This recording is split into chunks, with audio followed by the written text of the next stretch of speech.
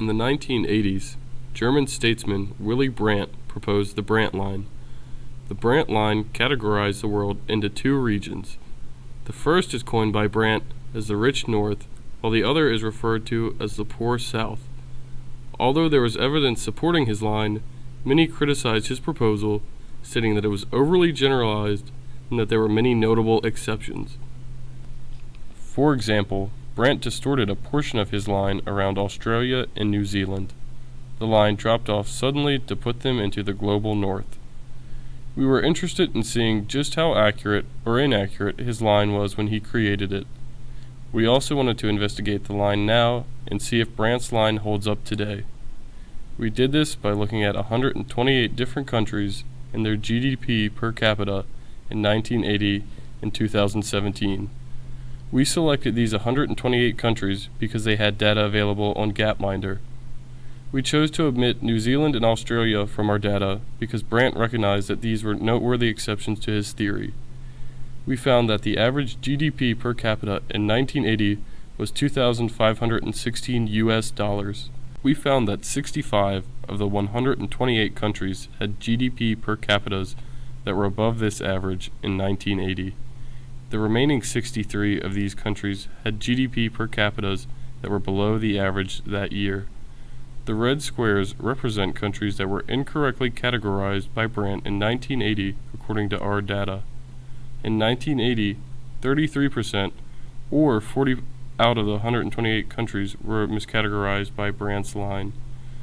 We found that the average GDP per capita in 2017 was $10,714 US. In 2017, 84 of the countries had a below average GDP per capita, while 44 had an above average GDP per capita. Therefore, in 2017, 21% were miscategorized by Brandt's line. There was a 10% increase in countries that were correctly categorized between 1980 and 2017. Over the course of the past 3.5 decades, Brandt's line seems to be forming an increasingly accurate method for economic categorization. When creating this line, Brandt did warn that if certain actions were not taken, this gap between the rich North and the poor South would become more exaggerated. This evidence also suggests that Brandt's line is not merely coincidental, but instead seems to be a fairly consistent visual depiction of an existing economic divide. It is worth noting that Brandt's line is not perfect. Many criticize it for being overly simplistic, and it certainly makes large generalizations. In fact, some economists claim that this line has become increasingly less relevant due to India and China's booming economies.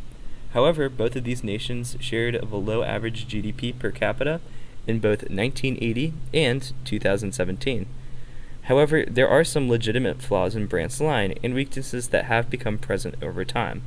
There are also certain regions of the world that were greatly impacted by events that Brandt could not have predicted, such as the impact of the collapse of the Soviet Union on nations such as Russia, Ukraine, or Estonia, which we were not able to factor into our analysis due to a lack of data on those nations. In addition, our research and many of Brandt's assumptions focused a great deal on GDP per capita, but failed to examine factors such as life expectancy, corruption, a nation's total GDP, or the Human Development Index. It could also be argued that when these are taken into account, some nations with a below-average GDP per capita are actually better off than nations with an above-average GDP per capita. Despite this, we can clearly see that there is a relatively strong correlation between GDP per capita and a nation's position above or below the Brandt line.